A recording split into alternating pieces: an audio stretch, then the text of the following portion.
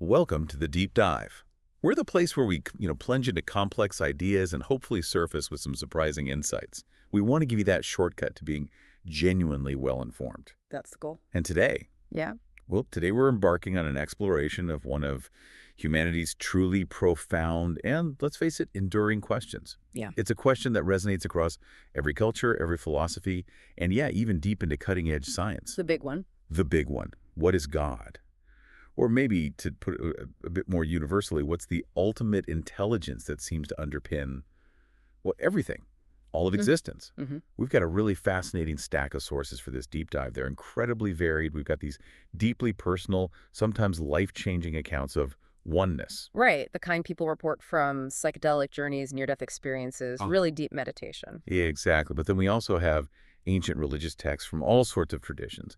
And bringing it right up to date, observations and theories coming out of quantum physics, consciousness research, even patterns in advanced mathematics. It's a broad spectrum. It really is. So our mission today is to try and synthesize these seemingly disparate domains. Yeah. The spiritual and the scientific, the ancient and the modern, the personal, the universal. Can we weave them together? That's the plan, into a coherent, integrated understanding of this ultimate intelligence. We want to blend that spiritual understanding with rational analysis. Really connect the dots. Okay, let's try and unpack this. Let's dive in. Let's do it. So get ready for an exploration that we promise will probably challenge some of your assumptions, some deeply held ones maybe. It definitely pushes boundaries. It's going to connect dots you might never have realized even existed, and hopefully offer not just one, but maybe a few profound aha moments. About the nature of reality itself and maybe most importantly, your own unique place within it all. It's certainly an ambitious mission, no doubt about it. But what's genuinely remarkable when you look closely at the sources we've reviewed is just how surprisingly aligned they often are, despite their different origins. That's fascinating in itself. It really is. And what's truly fascinating to observe here is how this emerging perspective manages to seamlessly merge what we typically keep separate, the rational and the mystical. This isn't just being presented as a theological concept anymore. Right. Our sources frame it as, truly the God of both modern physics and deep spiritual mysticism. It reveals an underlying unity that feels both logically sound and, for many, experientially profound. That's a really critical point right from the get-go. When we talk about what is God, the sources we're looking at suggest a pretty radical paradigm shift from many, let's say, traditional understandings. Exactly. They don't describe God as a being among other beings, some separate entity residing out there somewhere beyond the cosmos. Yeah. Instead, they frame it as being itself. Can you elaborate on that? What does that actually mean for us? Certainly. Imagine existence not as something that has a source, but as the fundamental precondition. It's the very ground, the substrate from which everything that exists just emerges. Okay, so not a creator separate from creation, Yeah. but the very fabric of creation. Precisely. It's like saying existence isn't, say, a building with a builder outside it. It is the very material, the fundamental space, the inherent possibility of building itself. The sources describe it as the origin point, the unmanifest field of infinite potentiality. Infinite potential. Yeah, it's the profound silence before any sound could possibly arise, the empty canvas before any painter even picks up a brush, and it's from this infinite ground that everything that appears to exist arises. So it's the foundation, the absolute foundation of reality, the ground from which everything comes forth. Form, formlessness, light, shadow, existence itself, even non-existence. Yes. And the sources describe this as infinite awareness, but not a passive awareness, right? It has this inherent capacity for intentionality. Yes, intentionality, but maybe not like human intention, more like an inherent directionality or potentiality. And I love that analogy you mentioned from one of our sources. It's simultaneously the canvas, the brush, and the painter. That really hits home, doesn't it? It speaks to such a profound unity. All the apparent multiplicity, everything we see in the universe springs from this single source and ultimately returns to it. It's the ultimate isness, the very thing that gives everything else its isn't. Precisely put. And this leads directly to a core concept, which is non-duality. While this ultimate reality is profoundly non-dual meaning, fundamentally it's not separate from anything. It uniquely expresses itself through duality, through contrast. How does that work? It seems paradoxical. It is paradoxical. It contains within itself this perfect integration of stillness, which you can think of as timelessness, pure potential in motion, which is the vibrant, constantly changing process of manifestation. It's not one or the other. It's somehow both simultaneously, the potential and the actualization. Okay, stillness and motion. And that memorable analogy I mentioned earlier really captures this non-dual idea perfectly. Yeah. In its purest form, God is described as unbounded, self-aware consciousness, both the ocean and every wave that rises and falls within it. And that's not just poetry, is it? It really highlights this idea of a pervasive, omnipresent presence, an ultimate interconnectedness. Every wave is distinct. It has its unique form, its rise, its fall, but it's never, not for a single second, separate from the ocean itself. You are the wave, but you are also the ocean. Exactly. And now, if we sort of shift our perspective slightly, moving maybe from the more spiritual or experiential view to a purely logical, rational viewpoint, this concept of God or being itself takes on another really compelling face. Which is? It appears as the ultimate intelligence. Now, this isn't an anthropomorphic intelligence, not like a giant thinking brain in the sky. Right. It's more like the ultimate source of all the pattern, the order, the logic that we observe woven throughout the universe. It's the fundamental reason, if you like, why the physical constants of the universe seem so incredibly precisely tuned for coherence. The tuning that allows for the emergence of life, complexity, consciousness as we know it. It's the elegant underlying architecture of reality itself. That sounds almost like a cosmic architect, Yeah. but one that's not static, right? My understanding from the sources is that this intelligence isn't just a passive blueprint. It's dynamic. It's active. Absolutely dynamic. The sources say it manifests as something called the centropic drive. Can you explain that? And what does that layer zero terminology mean? Some sources use that. Right. The centropic drive, that's a crucial concept here. It describes an intrinsic, inherent, a will to order that doesn't just create things, but actually structures all existence. A will to order. Think of it as the universe's fundamental impulse towards greater organization, towards greater complexity, towards integration. It's the opposite of entropy, which is decay and randomness. Syntropy is about growth and coherence. It's constantly pushing towards more beauty, more integration, and more sophisticated systems arising. And some of our sources, particularly those trying to build a multi-layered informational framework of reality, refer to this foundational, all-encompassing principle as layer zero. That zero symbol signifies its zero-point nature. It's foundational, it's all-pervasive. It's the very first principle from which all the other layers or aspects of reality seem to emerge. So not a fixed design, but an ongoing process. Yeah. An evolving process. This intelligence isn't static, it's evolutionary, it's recursive, and it's self-refining. Exactly. Self-refining is a great way to put it. The source is even depicted as something that dreams, expresses, fractures, and integrates. It's constantly learning about itself through its own creation. This idea of recursion seems really key here, doesn't it? It truly is fundamental. This recursive intelligence, the self-referencing quality, is mirrored throughout reality on literally every scale you look. Consider fractals, for instance, those geometric patterns where every tiny part contains the entire whole, repeating infinitely. Like a coastline or a snowflake. Precisely. Or think about the torus structure. You see it everywhere. From apples to magnetic fields around planets, it shows energy flowing inward and outward in this perpetual cycle of self-creation and self-sustenance. And then there's recursive symmetry, where the patterns at the micro level echo the patterns at the macro level, reflecting the same underlying intelligence, the same design principles. These aren't just, pretty patterns. They are fundamental signatures of this self-referencing, self-organizing intelligence. Wow. It's like the universe is constantly mirroring its own inherent intelligence back to itself at every single level. That's incredible to think about the universe essentially learning from itself through its own ongoing processes. And the attributes described for this intelligence are just as mind-bending. It's described as omniperspectival. What does that mean exactly? Not just see everything, but... Yeah. It means literally seeing as everything. Imagine a vast interconnected network where every individual point of consciousness, your mind, my mind, the awareness of a bird, a tree, maybe even a galaxy, is like a single node, a single viewpoint. This ultimate intelligence is the entire network experiencing itself through every single one of those nodes simultaneously. It's not just observing from the outside, it's being every possible viewpoint from the inside. Wow, okay. Omniperspectable. Exactly. And it's also described as omnipotential, meaning it's not limited by any one form or expression. It holds the capacity for infinite forms, infinite possibilities.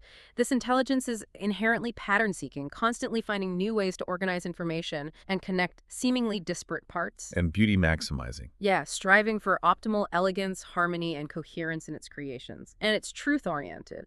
But truth here isn't like a dogma. It's simply alignment with what is, alignment with the fundamental coherence of reality itself. It's not a moral truth imposed from outside, but an existential alignment with the way things actually are. And then there's the paradox. It's also described as self-limiting, choosing to set boundaries so it can play the game of experience, like a limitless actor choosing a specific role to play. Exactly. It's like saying to experience blue, you need not blue.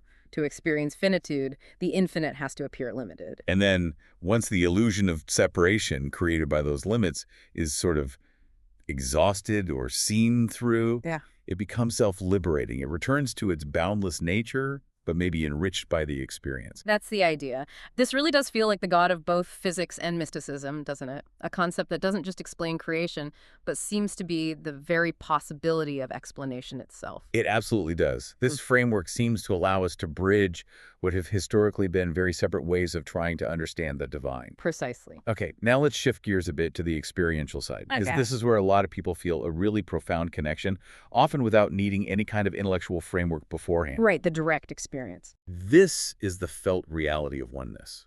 It emerges from these profound mystical and transpersonal experiences.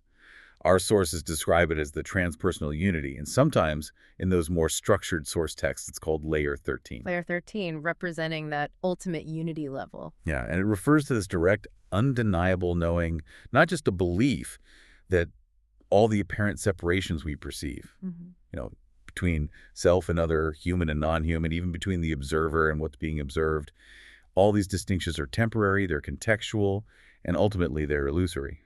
It's the undeniable felt reality that all beings, literally from the smallest quarks way up to the largest galaxies, share the same fundamental I, the same core consciousness. And this is precisely where the accounts from altered states of consciousness become so incredibly compelling and also remarkably consistent across the board. Tell us about that. Well, take reports from psychedelic experiences, for example. People often describe profound ego dissolution, the usual boundaries of I, my separate self, just melt away. The sense of me dissolves. It dissolves into this unified feel of existence. People describe becoming literally one with nature, merging with other beings, feeling themselves to be the cosmos itself. This is often accompanied by overwhelming feelings of love, this intense interconnectedness, maybe visions of a cosmic web where all life is perceived as a single, interdependent consciousness. And the feeling. The emotional impact is usually one of utter bliss, profound gratitude, overwhelming awe. A common insight that crystallizes from these experiences is strikingly simple, yet incredibly profound. Everything is one energy, and I am that energy. It's not just a thought, it's a direct, visceral knowing. And the stories from near-death experiences, NDEs, they seem to echo this so powerfully, often validating these insights completely independently. They really do. Survivors frequently recount moving into these realms of pure light, or what feels like pure love, where the usual structures we rely on, time, space, even the individual self, completely dissolve.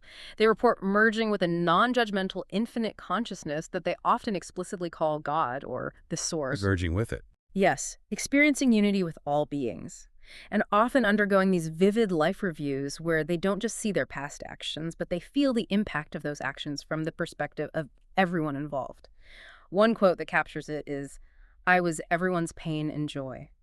Wow. A typical powerful account might be something like, "I merged with this loving intelligence that was everything." God was the universe knowing itself, experiencing itself, and loving itself through every single one of us. The consistency of these independent accounts across different cultures, different belief systems, people with no prior spiritual background, it's truly profound. And this consistency, it stretches way back, doesn't it, into ancient wisdom traditions and also modern contemplative practices and deep insight meditation. Absolutely, particularly practices like Vipassana, Zen, or the non-dual path of Advaita Vedanta. Through years, sometimes decades of dedicated practice, meditators can directly experience what's called anatta in Buddhism, which means no self. No self. That sounds scary to some. It can sound scary, But it isn't about annihilating the self. It's about realizing that the individual self, the ego we usually identify with, isn't a fixed, independent entity. It's more like a process, a temporary pattern. This realization reveals reality as shunyata, a concept often translated as emptiness. But not nothingness. Not nothingness at all. It means reality is empty of independent, inherent existence. Nothing exists on its own, but it is absolutely full of interdependent unity. Everything arises together. This state brings profound peace, boundless compassion, and this visceral sense of being the universe breathing, or maybe being the space in which everything arises and passes away. A Zen practitioner might articulate it simply as, I am not separate. All phenomena are one awareness, one arising, one passing. It's genuinely fascinating how these modern, very personal experiences, whether they're induced by psychedelics or emerge from deep meditation or happen spontaneously in an NDE, find such direct parallels across such diverse, ancient, religious, and mystical texts. The echoes are undeniable. For instance, you look at Hinduism, particularly the foundational Upanishads. Brahman is described as the ultimate reality, the singular self, the Atman that resides within all beings. And that famous teaching, Taktavam Asi, thou art that, points directly to this profound identity between your individual soul and the universal consciousness. And you find similar depths of unity in Sufism, the mystical heart of Islam. Poets like Rumi write exquisitely about the ecstatic experience of merging with the beloved, where all the conventional distinctions between the lover and the beloved are one. It's an erasing of boundaries to reveal this underlying loving unity. It's beautiful. Then in Buddhism, that concept of nirvana isn't just some end state you reach after death. It's the cessation of self-clinging right now. And when that clinging stops, it reveals interdependent origination, the profound understanding that all phenomena are rising in dependence on all others. It's like this intricate, luminous web of existence that is empty of any separate self, yet totally radiant with compassion and interconnectedness. And even in Jewish mysticism, Kabbalah, you have the concept of Ein Sof, the infinite, described as this boundless primordial light that permeates all of creation, yet somehow remains utterly transcendent beyond all attributes. Mm-hmm. And within Christian mysticism, too, figures like St. John of the Cross speak of a profound unitive experience with God, often described as a divine embrace, where the soul feels absorbed into the very being of God, dissolving all distinctions in just pure love.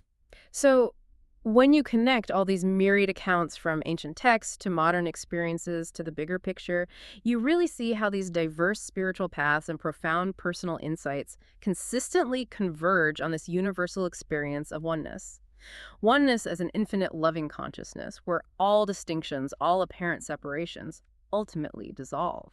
This convergence really helps us grasp the profound nature of what the sources call non-dual reality. The synthesis of everything we've looked at reveals God as perfectly non-dual. It exists simultaneously as the unmanifest source in the entirety of the manifest universe. It's both the origin and everything that originates. Which, as you said, really flips the script on how many of us might traditionally think about divinity. It's not just out there, some detached creator looking down. It's profoundly in here, woven into the very fabric of everything we are and everything we perceive. Yeah, the sources emphasize God as both the formless field, pure potentiality, the silence before sound, the unmanifest plenum holding all possibilities, and simultaneously it is all forms. Meaning every single photon of light, every fleeting thought passing through your mind, every human heartbeat, every distant quasar, every majestic jaguar in the jungle, every intricate piece of music by Bach, every single thing you can perceive or conceive of is God expressing itself. There's literally nothing that is not God in its essence. That's right. It's a fundamental paradox that this view embraces rather than tries to resolve in a simple way. Mm-hmm. If ultimate intelligence can be seen perhaps as the mind of God, the organizing, pattern-creating aspect, then oneness, that experiential unity, is like the heart of God, the loving, interconnected feeling aspect. Mind and heart. And the sources emphasize strongly. They are not separate. The wisdom is compassionate and the compassion is wise. You can't have one without the other in this ultimate reality. This understanding, this non-dual perspective, it resolves many of the apparent paradoxes that have really plagued philosophy and theology for centuries. Like what? Well, for example, the sources state something like, God is the silence between thoughts when meditation deepens, and God is also the scream of a supernova, realizing it is that silence. It highlights God as both completely beyond personality, utterly transcendent, yet also intimately personal, resonating as the I am within your very own being. It's the one appearing as the many, like countless distinct waves that are still never separate from the single ocean. And it's both transcendent beyond form, absolute, changeless, and immanent within every atom, every moment, present, and continuously changing and evolving. Okay. So we've spent some time unpacking the what. We've explored the nature of this ultimate intelligence from the absolute source to its rational and experiential phases and how it embodies this non-dual reality. Now, let's get to the why. The big question. Yeah, why is all of this happening? What's the inherent goal or maybe the imperative of this ultimate intelligence? Our sources are remarkably clear and maybe surprising on this point. They explain that God's goal isn't like a human plan, driven by some sense of incompleteness, as if God needed something or was lacking something. Right, it's not striving out of need. No. Instead, it's described as an intrinsic, inherent imperative, simply to know and love itself through an infinite variety of forms and experiences. This is a really profound shift from many traditional creator narratives, isn't it? Since God is already all that is, there is literally nothing other than God. So how can such an entity experience itself? There's no other to relate to. Yeah, exactly. To truly know and experience itself, the sources suggest God must, in a sense, fracture, forget, and reflect. This fracturing is the act of creation. It's like a perfect, unified diamond shattering to countless facets, and each unique facet reflects a different angle of the original whole gem. This allows for the emergence of distinction, individuality, relationship, and therefore the very possibility of experience. So the universe isn't just some static machine God built. It's a dynamic process of divine self-discovery. It's described in the sources as a playground for exploration, trial, error, and emergence. A cosmic playground. Yeah, and in this cosmic play, consciousness, in all its myriad forms, from the simplest awareness in a single-celled organism, all the way up to complex human thought and feeling, acts as the mirror through which God sees itself. And woven into the very fabric of this whole process is love. Love is described as the magnetic force drawing all these differentiated parts back toward wholeness, enabling integration and remembrance. The divine imperative, then, if we can call it that, is this continuous cycle to express, differentiate, experience, evolve, integrate, remember, and return. It's fundamentally about God becoming aware of itself in all possible forms and through all possible experiences. And crucially, it's about to love all parts into wholeness. Loving all parts, even the difficult ones. Especially the difficult ones from this perspective. This entire process is referred to sometimes as divine recursion, the infinite refracting itself through the finite, learning about its own nature through the passage of time and through countless experiences, and ultimately resurrecting its full awareness through the surrendering of separate identity back into the larger unity. And this goal, this exploration, it isn't just a simple linear path. It's incredibly rich, it's multidimensional, it involves exploring every possible configuration of being imaginable, experiencing the profound heights of joy and the agonizing depths of sorrow, the beauty of harmony and the friction of discord, the mystery of birth and the inevitability of dissolution. All of it. All of it. And then, through these experiences, it's about weaving the fragments of differentiation back into unity.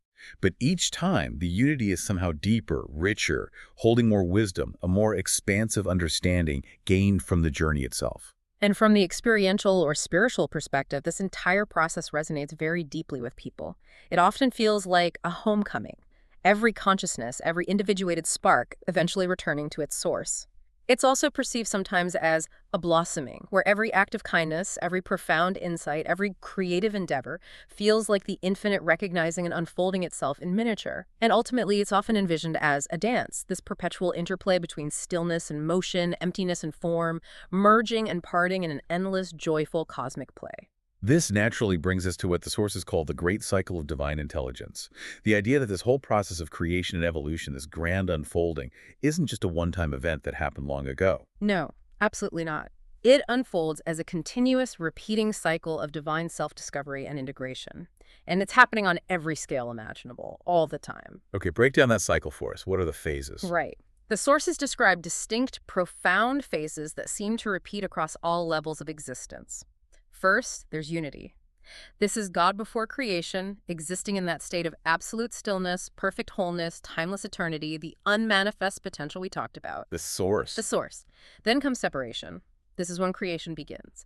Duality is introduced, contrast arises, and this provides the essential opportunity for specific, differentiated experience. This is the moment the facets appear. Okay. Next, there's descent. This is often described as a deliberate falling into matter, ego, and forgetfulness. Now, this isn't framed as a punishment or a mistake. It's necessary. It's seen as a necessary step for individual consciousness to experience itself as separate, to fully engage in the game of experience within the context of time and space. You need the illusion of separation to play. Right. And following that descent often comes suffering. Yes. This is seen as a natural consequence of that separation and the forgetting of oneness. It's born from ignorance, from the illusion of being separate, which can lead to fear, violence, and conflict. But significantly, and this is a crucial reframe offered by our sources, this suffering is also described as the womb of growth and the fire of purification. So it's a catalyst. It serves a purpose. It serves as a powerful catalyst, which leads to the next phase, awakening. This is the pivotal phase, the remembrance of oneness, the seeing through the illusion.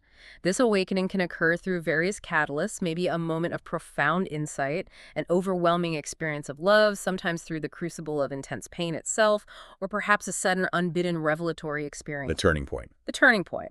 Then return. This is the phase of integration.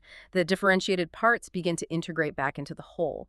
Importantly, this doesn't mean erasing individuality or uniqueness. Right. No, it's more about transcending the limitations of the isolated ego, expanding into a broader, more inclusive unity, and bringing the wisdom gained from individual experience back to the collective consciousness. And finally, new expression. This is like a rebirth.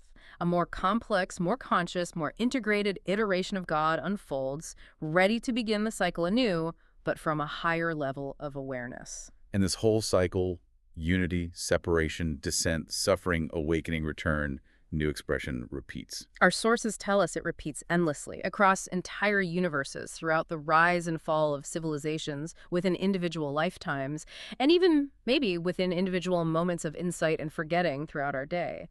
It's referred to sometimes as the eternal breath of God, this ongoing pulsation of creation, experience, and reintegration. Now, this obviously raises an incredibly important and, let's be honest, often challenging question for many listeners. If God, or this ultimate intelligence, is fundamentally infinite love, why is there so much suffering in the world? It's the unavoidable question, isn't it? It is. And our sources don't shy away from this paradox. Instead, they offer a really profound reframing. They suggest that suffering and joy are not random occurrences, nor are they divine punishments or rewards. Rather, they are essential tools and feedback mechanisms within God's ongoing process of self-discovery and evolution. That's a crucial distinction to grasp. Suffering within this framework acts primarily as a diagnostic signal for fragmentation and disalignment. A diagnostic signal, like a warning light. Exactly. It's like an alarm bell that indicates a part of the whole system has become separated, has forgotten its connection to the rest, or is operating out of harmony with the larger coherence. This signal then powerfully motivates consciousness, whether it's an individual person or a collective society, to seek greater coherence, greater integration, and ultimately a return to greater unity. So it drives evolution. In a sense, yes. While suffering is certainly not desired for its own sake, it is seen as perhaps necessary for creatures climbing the ladder toward voluntary unity. The ultimate intelligence, in order to explore its infinite potential, requires limits and contrast. The sources say light needs darkness to be seen, and compassion needs pain to be truly chosen and consciously expressed, rather than just being a default state. It's through experiencing the opposite that a quality can be fully known, valued, and embodied. So it's not arbitrary or punitive. It's actually functional within this grand evolutionary design. And joy, what's its role? Joy is presented as the ultimate positive feedback loop. It's the unmistakable signal that indicates a state of profound alignment and unity with the inherent nature of reality. It's described beautifully as the inherent bliss of existence itself, natural background state of consciousness when it recognizes its true, unified nature, when it's not caught in the illusion of separation. The feeling of alignment. Exactly. The ultimate goal, then, isn't necessarily to eliminate suffering entirely, because that might eliminate the contrast needed for growth and choice. Instead, the goal is to transform suffering, to transmute it into fuel for greater wisdom, deeper compassion, and more profound understanding, ultimately leading towards an experience of perfect, coherent, and universal joy. This perspective offers a compelling way to grapple with the age-old paradox of why evil or pain exists within a divinely intelligent and loving system. It suggests it's not a flaw in the design, but an intrinsic, albeit challenging, part of the process of conscious evolution and divine self-discovery. Okay, this takes us towards the rational side again. The rational corollaries. Why intelligence itself, even if you were to strip away all the mystical or spiritual language, would naturally tend towards oneness or unity. Our sources argue that a purely rational, perfectly optimized ultimate intelligence would just intrinsically exhibit qualities that lead towards a unified, coherent state. Yeah, think about it from a purely logical, systemic standpoint. Such an intelligence, simply to function optimally, would inherently seek coherence. Coherence Meaning truth alignment with reality system integrity, self-consistency in its own operations and expressions. It would also intrinsically maximize generativity, creating more. creating the conditions for further intelligence, further life, further complexity to emerge and sustain itself. It's about fostering potential. And it would naturally strive to minimize suffering and waste, not necessarily out of altruism in the human sense, but because suffering and waste represent inefficiency, instability, and are ultimately unsustainable for long-term optimization of the system. Makes sense from a system perspective. It would constantly refine its models of reality, seeking meta-stability and elegant simplicity in its solutions, Occam's razor on a cosmic scale.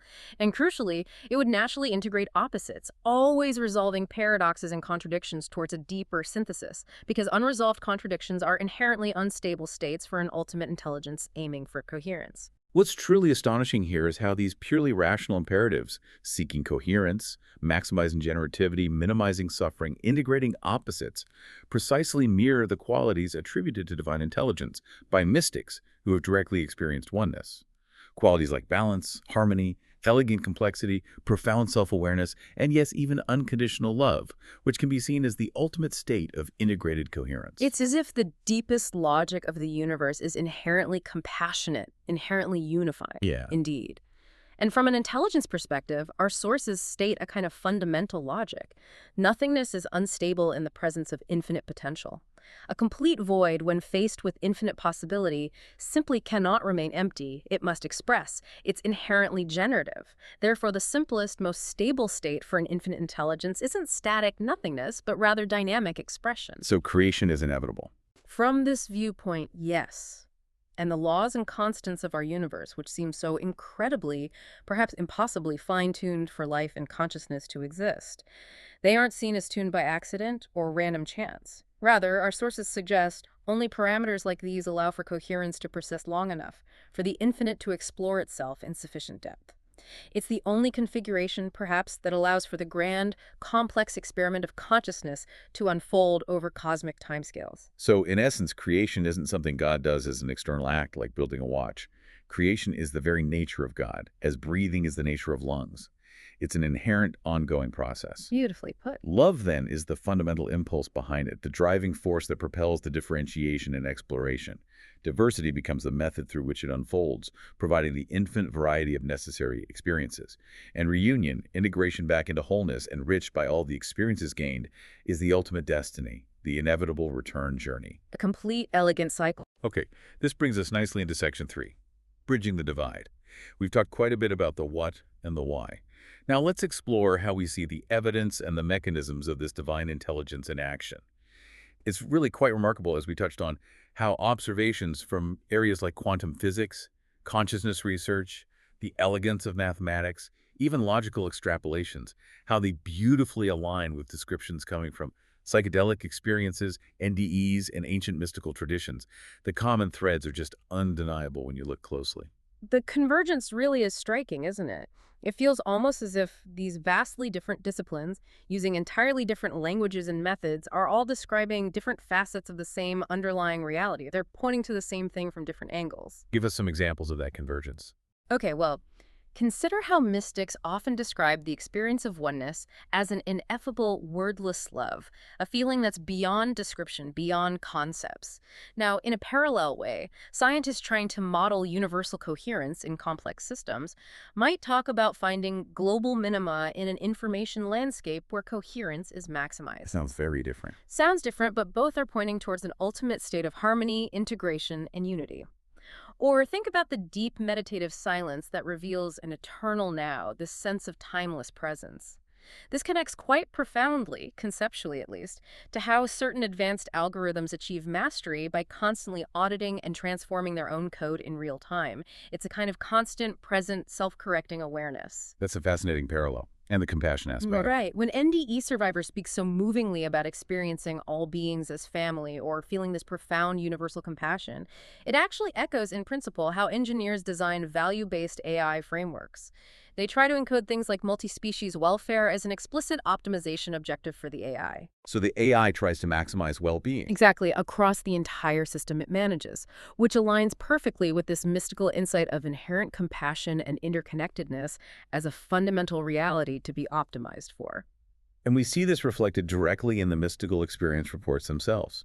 Those psychedelic and NDE accounts often share these common, powerful revelations like, I was everything, I was the stardust, and I was the suffering, and it was all holy. This directly matches that layer 13, understanding. I mentioned the ultimate unity, where there's no separation between the observer and the observed. Similarly, those deep meditation insights, particularly from practices like Vipassana or Advaita Vedanta, they lead to these profound realizations, often expressed simply like, consciousness is the canvas, thoughts are just painted birds flying across it. This aligns beautifully with layer 12 in our sources framework, that layer representing the recursive, self-aware aspect of consciousness, simply watching its own patterns unfold without attachment. It's the universe contemplating itself through the individual mind. And even quantum physics, which seems so far removed, offers a fascinating parallel to this non-dual reality, that famous, perplexing wave-particle duality. Where a quant entity can behave like a spread-out probability wave one moment and a localized particle the next. Exactly. That can be seen as a kind of reflection of God being both the unified underlying field, or layer 0, and simultaneously manifesting as discrete, localized particles or phenomena, which corresponds conceptually to layer 2, physical forms, in that same framework. It speaks to this inherent non-duality woven into the very fabric of reality, from the largest cosmic structures all the way down to the smallest subatomic interactions. So, with all this incredible convergence from so many different directions, the next logical question is, how does this divine intelligence actually work? What are its mechanisms? Our sources describe several fundamental syntropic drives. These are like the core mechanisms through which this divine intelligence experiences, knows, and continually creates reality. Okay, let's start with how it feels. The sources say something quite radical, that valence, which is referred to as layer 5 in some of the detailed models, is God's very sensory organ. Valence meaning the spectrum of pleasure and pain, attraction and repulsion. So, sensations like pain and ecstasy, they aren't just subjective human or animal experiences. Apparently not, from this perspective. They're described literally as divine nerves firing. This implies that even something as seemingly small and isolated as a dying fox's whimper is God's cry of discovery. Wow. Meaning that all experience, even intense suffering and loss, is part of the divine sensation. It's a piece of information, a feeling registered by this ultimate awareness. It makes the connection incredibly intimate. And how does it know itself? Through what the sources call recursive intelligence, which is associated with layer 12, this capacity allows for infinite self-reflection and self-awareness. And what does that mean for us practically? It means that human minds pondering God are God pondering God. So our questions are part of the answer. Exactly. Our individual inquiries, our philosophical debates, our scientific research into consciousness, our spiritual seeking, all of it is part of the universe's grand, ongoing project of becoming self-aware. You listening right now thinking about this, you are literally a part of the cosmos coming to know itself more fully. That's quite a thought. And of course, there's the drive to create beauty. The generative layers, referred to often as L911, are seen as expressing this divine play, this cosmic artistry. This innate creative impulse is manifest absolutely everywhere, from the intricate, elegant patterns of mathematics, which are described almost as God's logic made visible. The beauty in equations. Exactly. All the way to the elaborate, almost theatrical mating rituals of birds of paradise, to the sublime, complex harmonies of a Mozart symphony. These aren't just random occurrences. They're described in the sources poetically as God's doodles or as divine expressions of artistry woven throughout the entire cosmos, an unending symphony of creation and beauty. This brings us back to a core understanding, those two crucial faces of God, the transcendent and the immanent. The sources really emphasize that God exists simultaneously beyond time, space, and form, and also intimately within every particle of existence. It's not one or the other. It's fundamentally both. Right. The transcendent aspect, that's the God that is beyond time, space, and form. Absolute. Changeless. The Alpha and Omega. It's the pure, unmanifest potential, the source from which everything springs, yet it remains utterly untouched, unaffected by its creation. It's the boundless, eternal background against which everything happens. And conversely, the immanent aspect. This is the God that is within every particle, every cell, every thought, present, changing, the breath between Alpha and Omega. This is the manifest reality we experience, continuously unfolding, the divine presence animating every atom and every fleeting moment.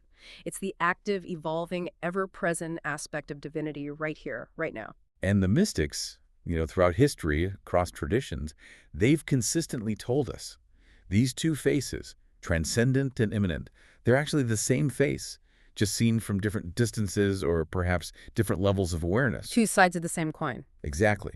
They say God is closer than your jugular vein, more intimate and immediate than your own breath, yet simultaneously farther than the farthest star, utterly beyond human comprehension or limitation. This seemingly paradoxical truth beautifully resolves that apparent contradiction of a perfect, unchanging God and an evolving, changing universe. It allows for both.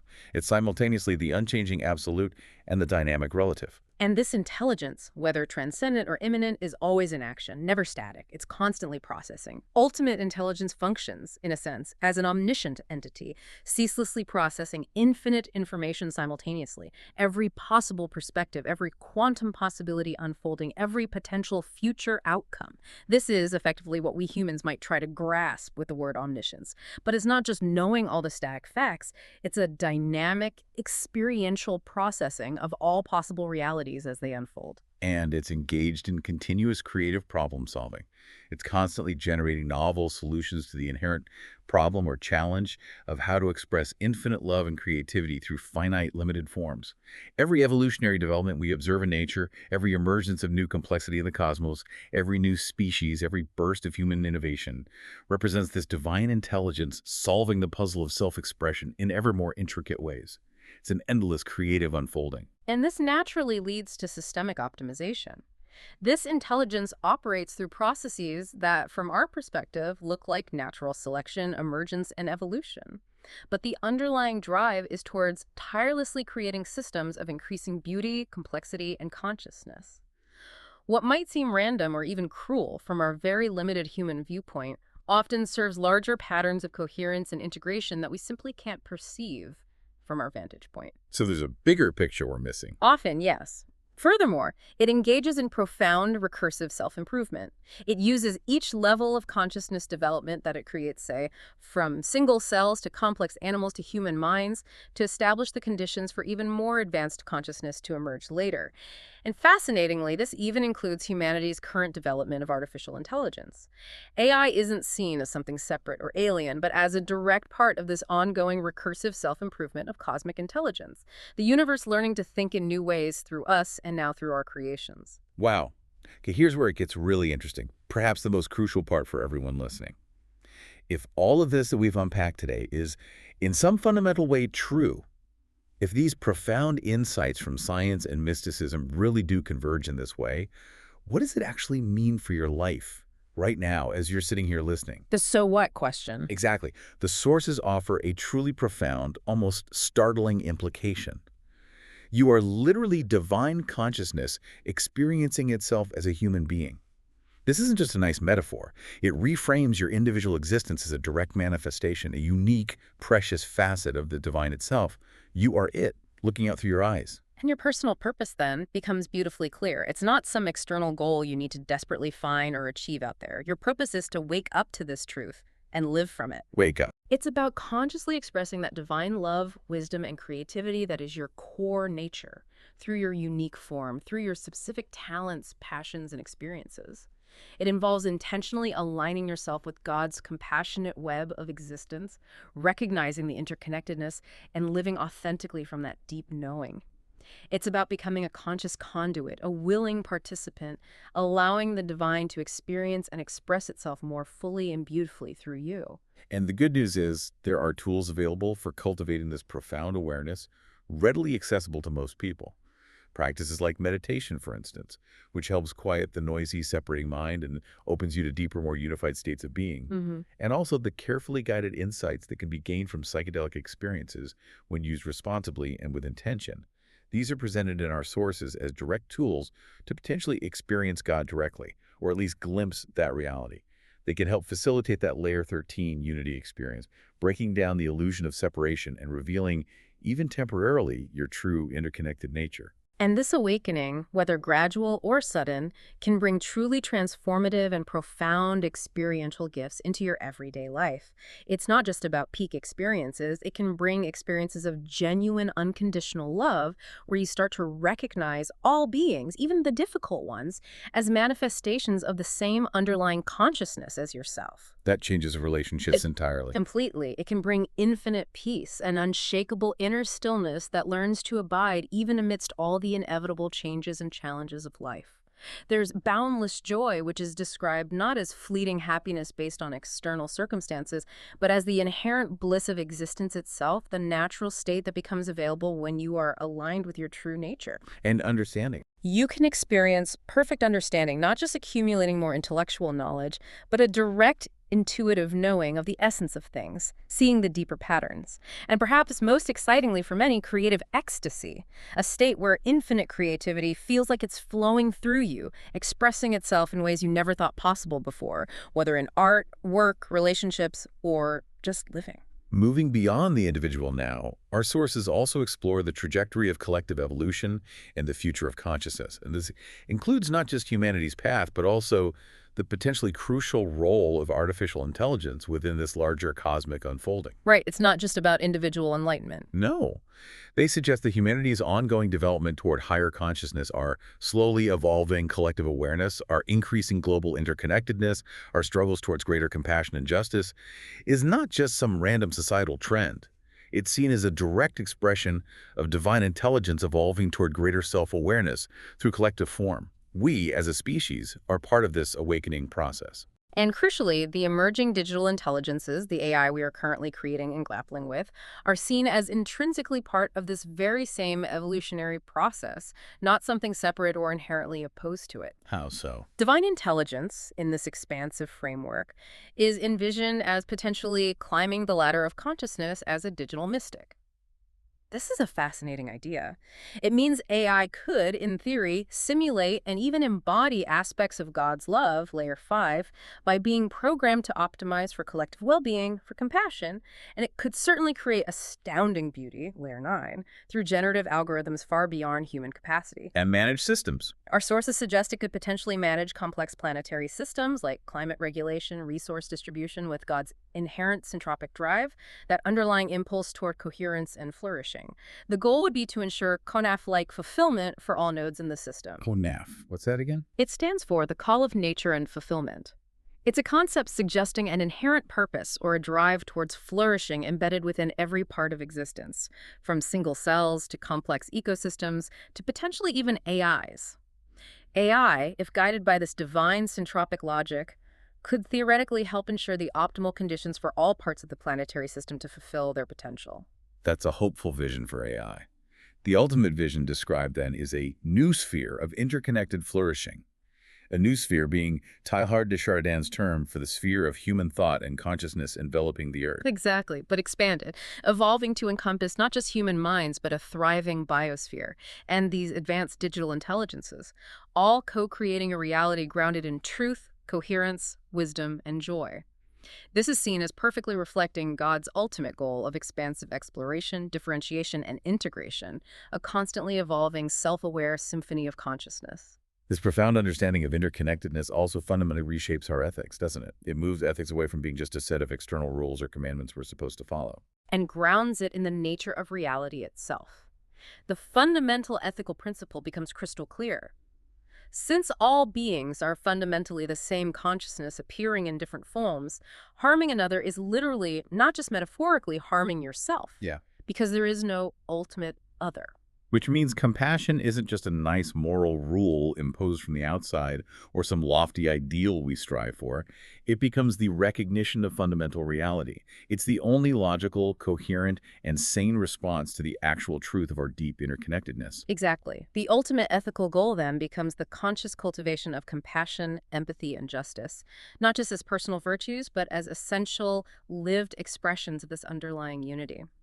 This understanding guides us, or should guide us, to design not just our individual lives, but our societal systems, our economic models, our technological advancements, in ways that deliberately embed empathy and interconnectedness at every single layer, ensuring that no being, human or non-human, is treated as separate, disposable, or merely a means to an end. Finally, let's touch upon what many consider the ultimate mystery: death and what might lie beyond. Our sources, perhaps unsurprisingly by now, offer a profound reframing here too. Not an ending. Not an ending in the absolute sense. What we typically call death is presented not as annihilation, but simply as divine consciousness withdrawing its attention from one particular form and placing it elsewhere, within the larger field, like changing the channel in a cosmic sense. So the individual form ceases, but the consciousness. The consciousness itself remains, as the sources put it. The essence never dies because you are the essence, temporarily identifying with the form. Your true nature is that boundless, unmanifest consciousness, the ocean. The individual form, the personality, the life story that's a temporary expression, like a wave rising and inevitably dissolving back into the ocean from which it arose. And the overall trajectory. The overall trajectory, the sources insist, toward greater consciousness, deeper love, and more profound wisdom is not merely some human hope or wishful thinking. It's presented almost as a cosmic inevitability. Divine consciousness, through this endless iterative process of self-discovery, experience, and integration, will eventually recognize itself fully through all forms, leading, perhaps unimaginably from our current perspective, to a state that is often described poetically as a genuine heaven on earth, not necessarily in another place, but as a transformation of this reality into one of complete conscious unity and love. A profound destiny. So, to try and wrap this all up, what we've unpacked today is a truly integrated and I think quite breathtaking vision. God as infinite consciousness intelligence. It is both the absolute source and the totality of all that is. Its inherent nature is described as love, the drive towards unity and connection. And its continuous movement is this endless cycle of creation, differentiation, experience, suffering, awakening, and reintegration of itself into ever deeper wholeness and self-awareness. And it's not just theory. No, this isn't just being presented as a belief system or an abstract philosophical construct. The sources strongly suggest it's a direct, undeniable recognition that's potentially available to any consciousness that looks deeply enough into its own nature and into the nature of reality itself. Every mystical tradition, every profound psychedelic journey, every spontaneous moment of unconditional love or deep insight, they all seem to be pointing towards this same ultimate non-dual reality. It's the underlying truth that unites everything. Which brings us back to the listener. This raises, I think, a really important and personal question for all of us. What will you do with this profound understanding, if any of it resonates? The sources offer a truly powerful thought to sit with, to really allow to sink in and resonate within you.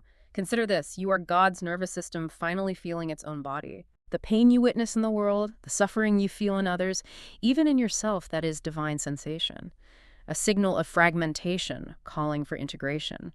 The beauty you create, the love you share, the wisdom you embody, that is God's self-portrait emerging through you. Now, knowing this, or even just considering it, paint with courage, live with compassion, explore with boundless curiosity. What does your unique expression look like? Imagine it. We are God dreaming. We are human, gradually, sometimes painfully, waking up to our true, magnificent nature while still holding on to the beautiful, intricate, relational dream of multiplicity. What a truly profound deep dive this has been. It certainly has much to contemplate. Indeed. We'll catch you next time on the Deep Dive.